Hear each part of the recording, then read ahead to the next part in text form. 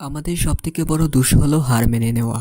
সফল হবার সবথেকে ভালো রাস্তা হলো আরও একবার পুনরায় চেষ্টা করা। এরকমই বলে থাকেন বিদ্যুৎ বাল্বের আবিষ্কারক থমাস আলভা এডিসন, যিনি 1000 বারেরও বেশিবার ব্যর্থতার পর বিদ্যুৎ বাল্ব আবিষ্কার করেছিলেন। থমাস আলভা এডিসনের জন্ম হয়েছিল 11 ফেব্রুয়ারি 1847 সালে আমেরিকায়। এডিসন তার বাবা মায়ের সবথেকে ছোট সন্তান ছিলেন। এডিসন যখন স্কুলে পড়াশোনা শুরু করেন, কিছুদিন পর থেকেই এডিসনের নামে অভিযোগ আসা শুরু হয়ে যায়। কারণ এডিসন স্কুলের টিচারদের এত বেশি প্রশ্ন করতেন যার উত্তর টিচাররা দিতে পারতেন না। বাইরে সবাই এডিসনকে পাগল বলতো, কারণ সে বলতো পাখি যদি আকাশে উঠতে পারে তাহলে মানুষ কেন পারবে না। একবার এডিসনকে কেউ বলে পাখিরা পোকামাকড় খায় তাই তারা আকাশে উঠতে পারে। তিনি সেটিকে পরীক্ষা করার জন্য পোকামাকড় এক জায়গায় করে তার জুস তৈরি করেন এবং সেটি তার বন্ধুকে খাইয়ে দেন, এটি দেখার জন্য যে তার বন্ধু উঠতে পারে কিনা। কিন্তু তার বন্ধু অসুস্থ হয়ে পড়ে।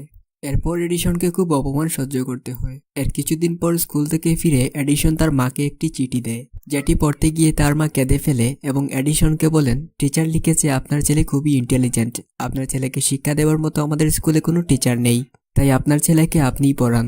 এরপর এডিসনের স্কুল বন্ধ হয়ে যায় এবং তিনি তার মায়ের কাছে পড়াশোনা শুরু করেন। মাত্র 15 বছর বয়সে তিনি তার ঘরেই একটি প্রয়োগশালা তৈরি করেন এবং সেখানেই তিনি কাজ করা শুরু করেন। এডিসন তার জীবনকালে 1000-এরও বেশি জিনিস আবিষ্কার করেন, কিন্তু তার মহান আবিষ্কার ছিল বিদ্যুৎ বাল্ব। আজ আমরা সন্ধে হলেই বাল্ব জ্বালিয়ে দেই, কিন্তু আপনি কি জানেন বাল্ব তৈরি করার জন্য এডিসন 1000 বারেরও বেশিবার অসফল হয়েছিলেন? কিন্তু তিনি কখনো হার মানেননি, বারবার চেষ্টা করে গেছেন। 12 অক্টোবর 1879 সালে 32 বছর বয়সে তিনি পৃথিবীর প্রথম বাল্ব জ্বালান। যখন এডিসনকে জিজ্ঞেস করা হয় আপনি 1000 বারেরও বেশিবার হেরে যাবার পরেও কিভাবে সেটি আবার করতেন, তিনি বলেন, আমি 1000 বার হারিনি, 1000টা কারণ বার করেছি যা কোনো কাজের ছিল না।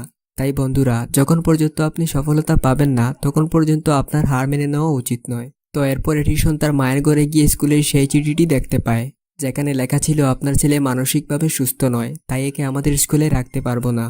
এটি দেখে তিনি অনেক কান্না করেন। এরপর তিনি লেখেন, একটি মহান মা তার পাগল ছেলেকে বিশ্বসেরা বিজ্ঞানী তৈরি করেছে, এটি হলো একটি মায়ের ক্ষমতা। এরপর 18 অক্টোবর 1931 সালে তিনি এই পৃথিবী ছেড়ে চলে যান। ওই দিন ওনার সম্মানে পুরো আমেরিকাতে একদিনের জন্য লাইট অফ করে রাখা হয়।